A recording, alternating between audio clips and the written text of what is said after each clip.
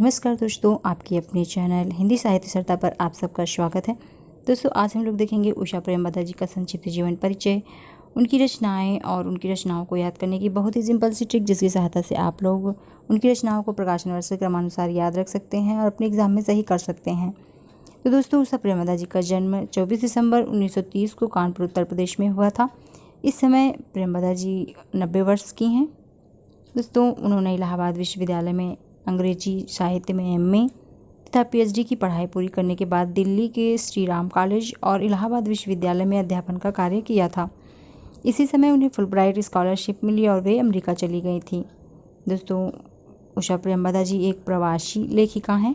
America के Bloomington Indiana में 2 वर्ष पोस्ट डॉक्टरल अध्ययन किया और 1964 में विस्कॉन्सिन विश्वविद्यालय मेडिसन में दक्षिण एशियाई विभाग में सहायक प्रोफेसर के पद पर कार्य प्रारंभ किया।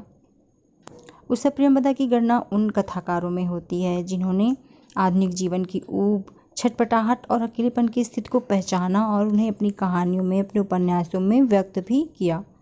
तो ये थे दोस्तों उषा प्रेमवदा जी के जीवन से संबंधित कुछ महत्वपूर्ण तथ्य। अब हम लोग देखेंगे उनकी रचनाओं को। तो रचनाओं में सबसे पहले हम लोग देख लेते हैं उपन्यास, क्योंकि उनके उपन्यास बहुत ही इम्पॉर्टेंट हैं, पूछे जाते हैं और ये इनके काफ़ी प्रसिद्ध भी हैं। पहला इनका उपन्यास है 55 खंभे लाल दीवारें, जो कि 1961 ईस्वी में प्रकाशित हुआ था। दोस्तों, इस उपन्यास में प्रेमवदा जी ने एक भारतीय नारी के सामाजिक आर्थिक विशेषताओं से जन्मी मानसिक यंत्रणा का बड़ा ही मार्मिक चित्रण प्रस्तुत किया है। फिर इनका उपन्यास रुकोगी नहीं राधिका, यह 1967 ईस्वी में प्रकाशित हुआ था। फिर इनका शेष यात्रा 1984 ईस्वी में प्रकाशित हुआ। अंतर्वंशी 2000 ईस्वी में प्रकाशित हुआ था। अंतर्वंशी अमेरिकी पात्रों की जिंदगी, उनके आपसी संबंधों और उनके संघर्ष पर आधारित उपन्यास है।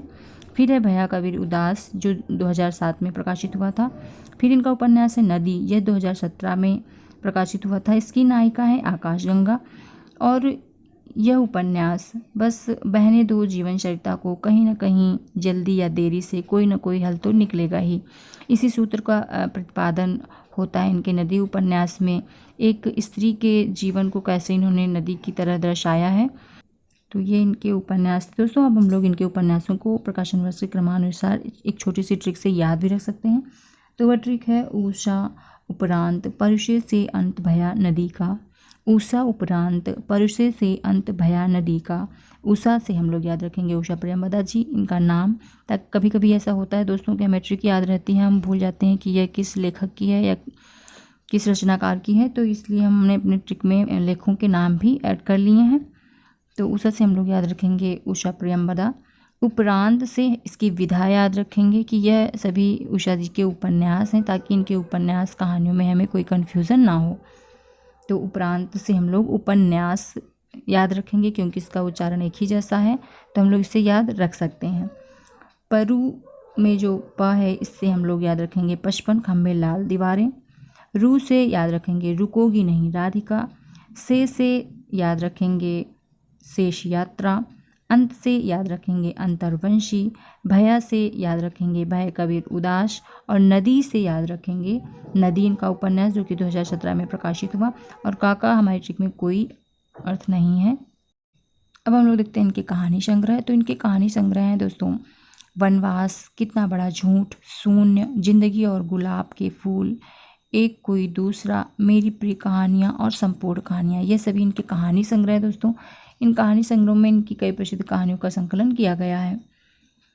दोस्तों, उषा प्रेमवदा जी को 2007 में पद्म भूषण डॉक्टर मोटूरी सत्यनारायण पुरस्कार प्राप्त हुआ था, जो पुरस्कार इन्हें राष्ट्रपति द्वारा प्रदान किया गया था। उस समय राष्ट्रपति प्रतिभा सिंह पाटिल थी, तो उन्होंने ही इन्हें यह पुरस्कार प्रदान किया था। आप लोग इस इमेज में देख सकते हैं। तो दोस्तों, प्रेमवदा जी से संबंधित आज के वीडियो में बस इतना ही। आप लोगों को आज का हमारा वीडियो और आज की ट्रिक कैसी लगी, आप लोग हमें कमेंट करके ज़रूर बताइएगा दोस्तों। और आप लोगों ने अगर अभी तक हमारे इस चैनल को सब्सक्राइब नहीं किया है और हमारे वीडियो को लाइक और शेयर नहीं किया है, तो प्लीज़ दोस्तों इसे सब्सक्राइब कर लीजिए, हमारे वीडियो को लाइक और शेयर कर दीजिए।